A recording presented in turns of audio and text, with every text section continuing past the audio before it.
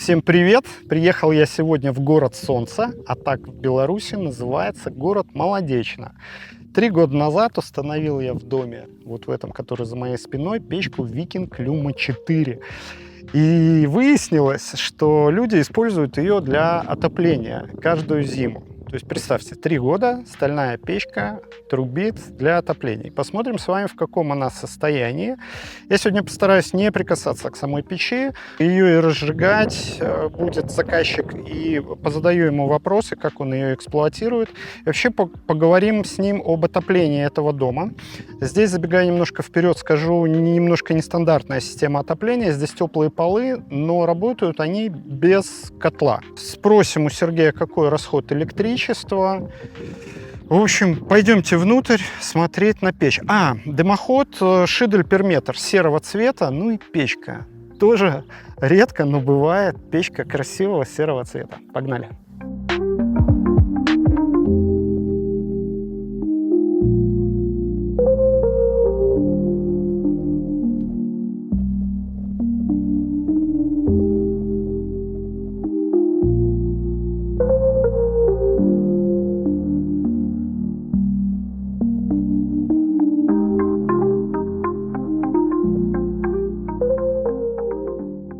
Что, вы думаете, снимаю или нет?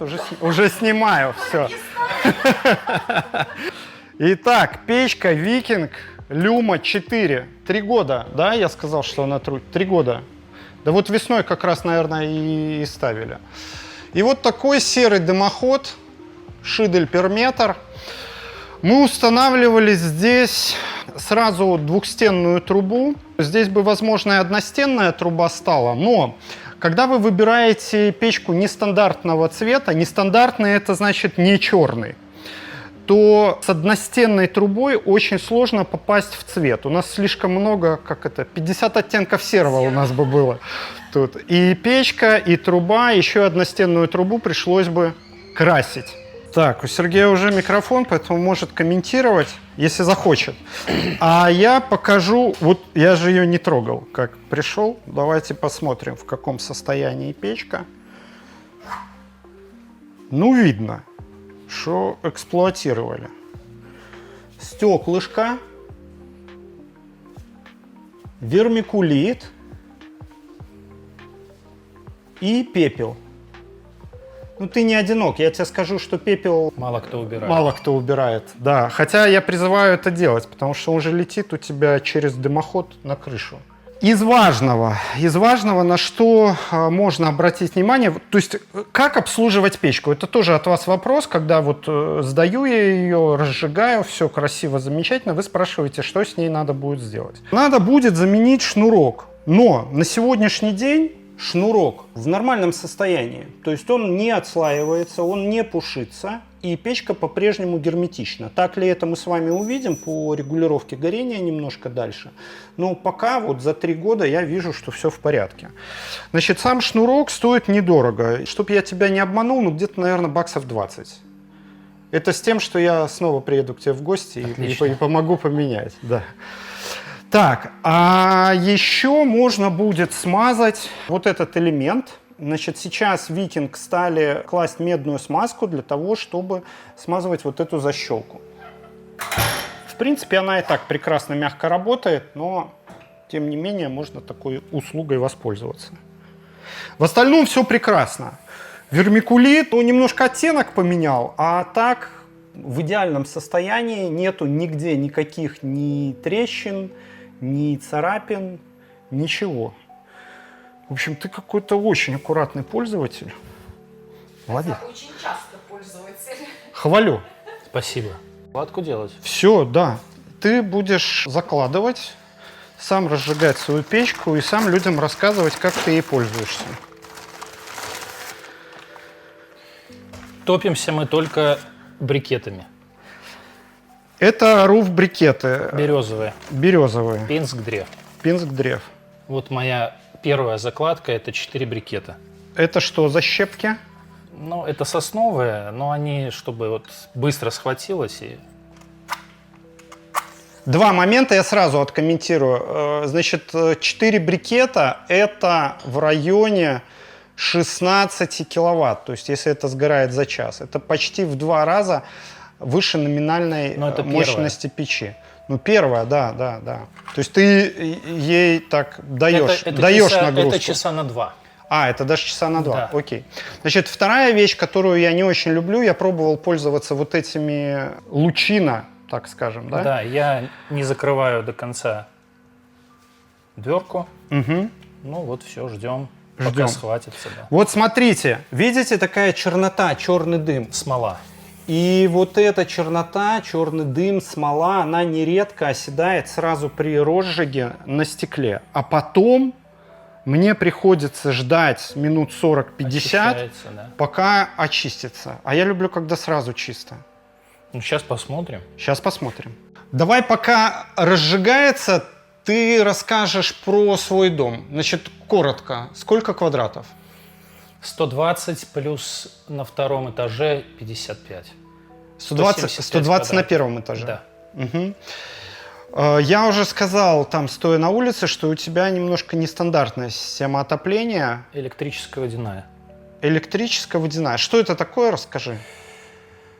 Так, в 2 словах. Это водяной контур, через который проходит жила электрическая и подогревает антифриз в этом контуре. Смотри, 120 плюс второй этаж, скажем, 170, почти 180. Да, 175 квадратов, второй этаж без отопления. Все топится вот от теплых полов. В деньгах, окей, я знаю, ты, наверное, знаешь, сколько платишь, а сколько в киловаттах? Ну, у меня 11 копеек киловатт, и в месяц примерно 250 рублей в сезон отопительный. То есть это примерно с октября по апрель. То есть это около 2500 киловатт. А дом какие стены? 400-й газосиликатный блок и утеплено теплой штукатуркой. Ты не утеплял никакой ни ватой? Нет, ничем? теплая дышащая штукатурка. Это с гранулами на основе белого цемента. Она по теплоизоляции примерно как 400-й блок, плюс паропроницаемая и водонепроницаемая. Ребят, мы Да. тут не продаем штукатурки, и поэтому у вас вообще может быть там другое совершенно мнение по этому поводу. Сейчас я 2 закрываю. минуты прошло. Да, закрыли. Задвижка на полном. Открыто пока. Да. Ага, хорошо. Так, еще важное уточнение. Мы живем в Беларуси. У нас плюс-минус 5 зимой. Бывает недели 2 в году, когда у нас морозы где-то в районе 15 градусов. Поэтому все это для нашей средней полосы. При этом, такой расход электричества, потому что в том числе ты пользуешься печкой Каждый день. каждый день. Сколько уходит дров, сколько часов топишь? Где-то с 7 часов вечера до 11 у меня уходит половина вот этой упаковочки. Это 6 брикетов. 6 брикетов – это 6 5 килограмм. Ну, 5 килограмм, да. Угу. Тонны хватает на целый отопительный сезон. Тонна стоит 350 рублей. Есть возможность, дешевле. я давал, контакты уже где-то в районе 300 рублей. В России, знаю, нету таких цен, но белорусы, вам, друзья мои, повезло. Действительно, брикеты – это не очень дорого. Единственное, что по моим наблюдениям, брикеты дают больше сажи, чем сухие березовые дрова. Но если брать поправку на то, что брикеты гораздо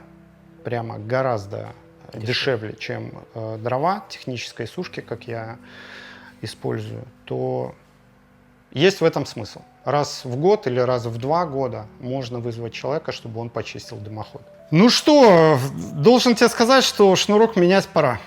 Значит, смотрите, это очень просто проверяется. Когда вы видите, что вы перекрываете подачу воздуха, смотрите, что произойдет с огнем. Завихрение. Да,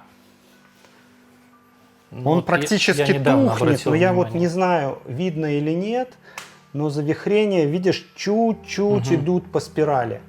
Это значит, что где-то есть подача воздуха именно сбоку. Это не критично, ты печкой можешь по-прежнему пользоваться, но просто ощутишь разницу, печка станет работать ровнее, примерно так, как она работала в самом начале.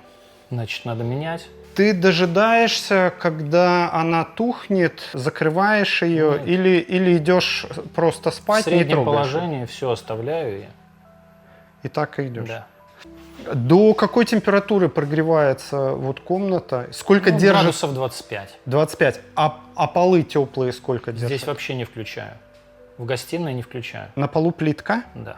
И комфортно ходить по ней без включенного теплого пола? Ну, чуть-чуть дискомфортно, как бы так, она холодноватая, но вполне мы привыкли. Еще такой важный вопрос и от меня, и, наверное, от зрителей, потому что есть у меня мнение на этот счет. Ты пользуешься камином для отопления, потому что тебе нравится по фану И нравится по фану. И это вообще как бы и визуал, и тепло. Я готов согласиться, что это одно из лучших решений по дому, но не готов, что это лучшее решение для отопления. Для тебя, да, возможно. Просто сейчас в комментариях начнется срач обязательно по поводу того, что вы людям загоняете. Почему? Начнутся первые комментарии: поставьте кирпичную печку. Привет вам, хейтеры. А второй момент, смотри, тебе нравится топить камин. Ты от этого получаешь удовольствие, все окей.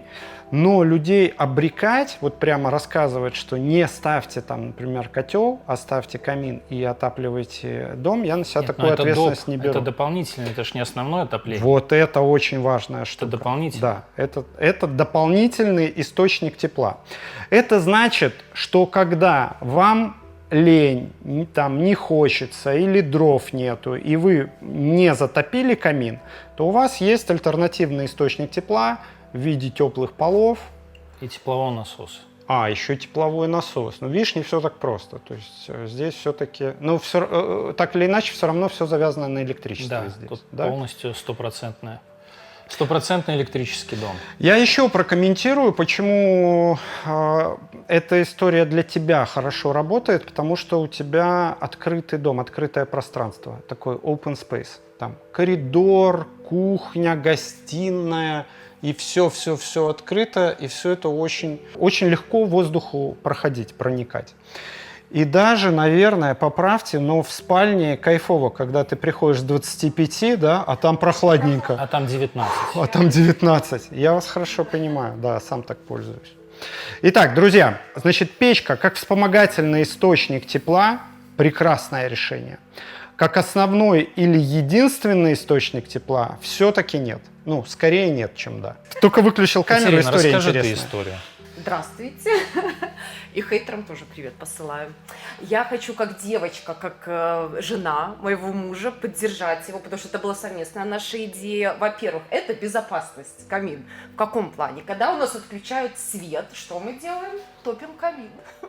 Если его нету, это беда, потому что реально у нас была ситуация, когда во всей деревне отключили свет, а у нас был и свет, и тепло. И это был кайф. Мы тут всей семьей собрались в одной, комнате, и все реально грелись, и было не страшно. Потому что если бы не было камина, а это было зимой, я не знаю, что бы мы делали, да. Ну, было бы так, немножко стремновато. Поэтому нам не страшно. У нас есть камин, он нас реально спасает в таких ситуациях. И еще хочу такое свое женское мнение, опять же, наверное, добавить. Все друзья с нас смеялись, сказали, зачем вам камин? Вы будете его распаливать только на Рождество, там, на Новый год. Да, известная зимой пару история. раз. Тоже неправда. Это, во-первых, эстетика. Это тепло, и мы топимся даже летом, рассказываю. Мы даже наглеем, мы включаем кондишку и все равно топим камин. Это такой релакс, когда ты приходишь с работы, уставший, у нас тут диван большой, мы включаем там какой-то любимый сериальчик, камин, у нас уже даже традиция, я иду готовлю кушать, муж сразу разжигает камин, мы реально балдеем. Это антистресс, просто. Я тоже, ребята, я сейчас от вас балдею. Это просто, дорогие мои подписчики, это я людям не платил. Я просто сейчас стою и думаю, насколько бы эмоционально вышло видео, если бы еще заплатил. Что, сколько времени прошло? Минут 20, наверное, Да, по моим больше, ощущениям. наверное. Мы тут плюшками балуемся, смотрим на камин. Все спрашивают, потому что такой формы это редкость, реально. Камин такой формы. Слушай, круглых каминов на самом деле достаточно много. Это, Лебедево, это деревня Подмолодечно, здесь много коттеджей. Да и друзей у вас, наверное, хватает, кто пользуется каминами? Да. Сравнивали? Конечно, у нас только вот у одних такой красивый. В чем реальное отличие вашего камина от каминов соседских? Во-первых, он не горячий. Если что-то могу, конечно, надеть перчатку, когда там открываю, но безопасность, то есть дети спокойно могут подходить, ну, Не реально обожжешься. ожог не получат. Да, он, ну, тепленький, может даже в каких-то местах и горячеватенький. Ну, до стекла дотрагиваться не надо при любом раскладе, да. Это понятно, но не так страшно. Во-первых, реально вид красивый, то есть наше стекло черным не бывает, только вот, ну, наверное, когда ты только растапливал, да, потому что у других каминов стекло темное, а точнее черное бывает. А это важная штука, потому что вы, друзья, приходите за камином и спрашиваете, а что ты нам, Степан, вот этот рекомендуешь? А знаете, почему рекомендую? Потому что я хочу, чтобы вы им пользовались. Точно так же, как в этом доме пользуются камином. Вы бы пользовались им, если бы он был грязный. Ну, мы ничего не видели, не было бы этого антистресса, понимаете? Вот это пламя мы смотрим и любуемся, потому что когда реально, ну, и как это, в саже, в чем он, черный? Ну, сажа. Ну, сажа, да, то есть, да, он греет, но смотреть на него, честно Ну, смотреть, да, говоря, это была бы буржуйка. А так стресс был бы у меня. Вы бы мне звонили и спрашивали, Степан, я отдал последние деньги, одалживал, а смотрю на какую-то черную бочку. Интерьер вообще вписывается, мы как бы подразумевали лофт какой-то, наверное, да, и он просто идеально вписался. В прошлый раз было примерно так же, когда я был, не было только потолков, поэтому с потолками уже все, вид законченный. Да. Я вас поздравляю. Спасибо. Викинг Люма. Простите, я войду в кадр и уже так совсем громогласно скажу, что это одни из лучших в мире каминов. Вообще, датчане делают лучшие печки. Пока сложно в этом меня переубедить. Ну, вообще скандинавы. Есть еще Контура, она мне нравится. Есть Райс, но это датские печи. Есть Викинг и Вам. Просто потрясающие бренды. Люди выбирают, и Сергей не исключение. Мы с тобой выбирали его года 3, наверное, да? 3 года следили, и вот уже 3 года пользуемся. Значит, все, что обещал, все работает. Чистое стекло. Можно использовать для отопления. Камин безопасный. Камин сам себя регулирует. И даже вот несмотря на то, что я Сергея тут поправлял, что не клади столько дров. Ну, клади столько дров, потому что у него пружина. И на самом деле эта пружина раскручивается. Если печка пойдет в перетоп, она просто ограничит подачу воздуха. Это такая система от дурака. В общем, классный, безопасный, чистый и очень долговечный камин. Мои рекомендации. 2 hours later. 2 часа, действительно. 4 брикета. И остывать, я так понимаю, еще около часа они будут. Примерно так. Вообще, сколько остывает печка по времени? Час где-то. Час. Час-полтора. Час-полтора. То есть можно сказать, что с начала растопки до полного остывания может пройти где-то часа 3-4. Это если не подкладываем. Это вот если одна закладка, 4 брикета. Но ты обычно подкладываешь еще. Да, вот я Вперед. бы еще сейчас положил бы 2.